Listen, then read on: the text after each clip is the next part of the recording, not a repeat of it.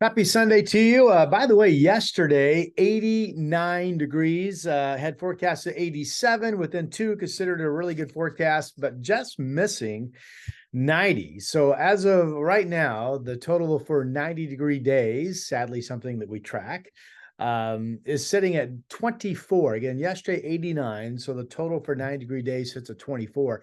And that's important to note because part of this forecast is going to get into perhaps another stretch of 90-degree heat coming to the valley in Southwest Washington a little bit later this week. As for right now, it's really nice outside. Behind me in my monitor, that's the live camera down at the Portland Spirit. I can actually push out the way. You can see that really pretty day out there. Partly cloudy skies. The forecast kind of partly cloudy to increasing cloudiness somewhat, but overall, I think today we'll see some sun and we're going to get up into the mid 80s, so not quite as toasty as it was yesterday. I hope you can get outside and take advantage. I want to start by getting into what's going on with the graphic that you see on the screen here. And this is Hurricane Lee. So this is the page from the National Hurricane Center. You can see right now as I cursor over the hurricane, 110-mile-per-hour winds. That is the upper end of what's considered or classified as a Category 2 storm. Now, the movement, I realize this is kind of small, but here you can see the movement taking the storm, bending it more to the north in the coming day or two. Now, that will eventually take the storm into colder Atlantic waters that will eventually weaken the hurricane. And current projections, although not 100% confident, but the current projections continue to keep the storm away from the U.S. mainland. So that's good news. Again, from the National Hurricane Center, this is the satellite picture. Down here are the Leeward Islands. So it stayed north of those islands as projected. This would be Puerto Rico right here. San Juan, of course, expected to stay north. Here are the Bahama Island chains, expected to stay north. Here's the U.S. mainland, expected to basically come up, but then curl away from the U.S. mainland. And if that's the case, the biggest threat of this hurricane would end up being dangerous high tide, some beach erosion, potential beach flooding, that type of thing across parts of the mid and North Atlantic. So still lots to keep an eye on with this particular storm. Here is what the National Hurricane Center projection is with this storm wind-wise. So as it starts to get closer to the U.S. mainland, on Wednesday, the storm expected to strengthen somewhat over the next 48 hours, get up to 125-mile-per-hour sustained winds around the eye wall. That's the center of the storm. That would be a Category 3 storm. And then by Thursday, now we're noticeably getting into northern waters again, cooler temps, 110 miles per hour would be a Category 2 storm. And by Friday of this upcoming week, all the way down, fingers crossed, to a 90-mile-per-hour Category 1 storm. Now, I like to remind you that once these storms get to be a certain massive size in terms of geography, remember one time this storm was a Category 5, the strongest category with 165-mile-per-hour sustained winds. My point is, once these storms get that big, they're just monster storms. Even if they weaken in wind speed and the classification comes down, they still possess the possibility to produce amazing high tide, amazing surf, and some amazing destruction just based on the size that the storm continues to be.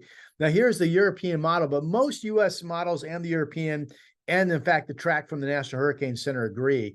This would be Saturday of next week. The storm clearly staying, the center of the storm, clearly staying off the U.S. mainland. There's Virginia, there's New York, there's Boston, or Massachusetts, I should say. So again, the storm clearly staying out to sea and eventually curving away. But remember, it's a massive storm. And even on the back side, the west side of the storm, beach erosion, something that's going to be in dangerous surf, something that's going to be monitored very, very carefully. And if the track gets a little bit closer to the U.S., again, then it's a whole different ballgame. I'm sure a lot of folks on the eastern seaboard remembering Superstorm Sandy from some years ago. So we are monitoring all of that. Now, let's get back to our local weather. We have a dry week coming, minus the fact that we could have some traces of moisture anywhere from tomorrow through Tuesday night, maybe even into Wednesday morning. But after that, we build a ridge and we start to get hot. So let me take you through the upper flow pattern. This is the American GFS model that came out this morning. Here we are today. This is the ridging. If you follow my mouse cursor, that's the axis of the ridging is over Idaho and then extending northward well up into Canada. Here's this trough offshore. This trough offshore is why we're starting to get a little bit of increasing cloudiness during the day today, but overall really nice, just not as warm as yesterday. So let me play this into tomorrow morning. Now the ridge is shifting off to the east. Here's this trough starting to come in. Our pressure heights will be falling. And the next couple of days, I'll go ahead and play this into Tuesday afternoon right here. Still weakening, but a trough axis over us where you see the contours kind of dipping down. The next couple of days, Monday, Tuesday, anywhere from partly sunny to overcast. It's kind of tough to tell if we're going to get much sun or not. Certainly, I think with the northwesterly flow pattern and the trough that I think looks more impressive on some models than what the GFS is showing you, the potential is there for certainly more cloud cover than sun tomorrow, Tuesday into Wednesday morning, and maybe especially overnight, especially early mornings, the chance of some traces of moisture. That trough axis will finally pass us. Here it is Wednesday morning. Here's the trough. See the contour dip? That's what we call the upper trough axis. That's past us Wednesday morning. Northwesterly flow pattern probably gives us some morning cloud cover. But then look out here. This is that developing ridge. Let me play this into Thursday. Here we are Thursday. Let me back up. This is Thursday afternoon at 5 p.m. Doesn't look overly impressive, but Thursday on paper looks like it has the potential to be as warm as yesterday. And remember, yesterday we went all the way to 89 degrees. And then if you play this into Friday, let me go ahead and move the animation here. Here we are Friday. That's an 85, 82, 584 height. We're kind of centered over the ridge. Again, it doesn't look overly impressive, but when you put in the upper, the 850 temperatures at 5,000 feet, it looks a lot more impressive. So again, these numbers at 850 millibar, 5,000 feet is what we really use as forecasters to determine if we're going to be in the 80s or the 90s or, Lord forbid, even warmer. So this is Thursday afternoon. This is the European model. I switched, but the modeling is all pretty close. These are in Celsius, plus 18, plus 17 in Celsius. If you mix that down, that is a temperature of 86 degrees on Thursday, or maybe with the lack of a westerly wind flow, a little bit warmer. So again, Thursday right now, I show at 88 degrees. Now let's go to Friday. Here's Friday afternoon. Look at the plus 21. So plus 21, I hate to bring this up, but plus 21 is a 92-degree surface temperature for the valley if you have a light north to northeast wind. And you've got room, instead of being 92, to maybe be 94, 95, 96. Now, it's getting late in the season, but I will tell you, Friday's record high is, in fact, 96 degrees. I feel like that's in play. And then you could have some 100-degree temperatures down here in the Klamath Basin. Look at that, with those plus 26 at Celsius temperatures.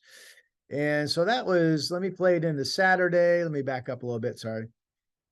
Saturday, another 90-degree day, plus 21. And then the modeling, thank goodness, starts to cool us off on Sunday. See the blue colors now, instead of being plus 20-something or plus 13. That's a cool off Sunday. Often the models overdo the first day of cooling off of a ridge, but you would assume we would at least be in the 80s and then perhaps cool all the way down into the 70s a little bit later in the week. So that's a little bit about the hot weather that's coming. And here it is on my 7-day. So we'll go mostly sunny to partly cloudy, 84 today on this Sunday. And then tomorrow and Tuesday, I'm throwing mid-70s up there. In my mind, depending on cloud cover or sun breaks, it could be as cool as low 70s, could be as warm as upper 70s. And there could be a trace of moisture all the way into Wednesday morning when the low clouds thicken up, assuming they do at times. Wednesday clears out. Remember, the trough is now passed. We get up to 80, and then we're off and running. Thursday, 88, Friday, 94, Saturday, 93. Now, record temperatures for Thursday, 88.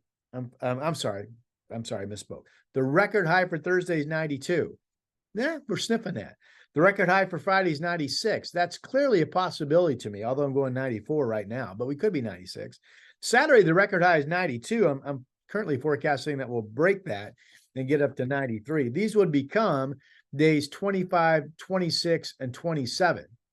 Now, before I let you go, the modeling, much of the last, I don't know, 6 weeks plus, I've been showing these upper level ridges. And at times they've come true, but at times they've pushed off. So the modeling had been showing this run of 90s showing up mid-September. Now we're getting into mid-September. I think I spoke about that some weeks back, that we could get back up into the 90s as early as September 10th. And then the models have pushed it back to more like September 15th. Well, again, today's the 10th. So here we go, 11, 12, 13, 14, 15. So we're right in there what the modeling had been indicating for mid-September. So the confidence is somewhat good at this point that we, in fact, will have at least 2, maybe 3, maybe 4 90-degree days upcoming. And with that, I will leave you with what looks to be a hot forecast coming up. Sorry about that. I'm meteorologist Rod Hill. This is my YouTube channel. Thank you for subscribing. Again, my weather site where you see the 7-day is portlandweather.com. I hope you'll bookmark that and use that for my own custom 7-day work as well. For now, I'll bid you a pleasant remainder of your Sunday.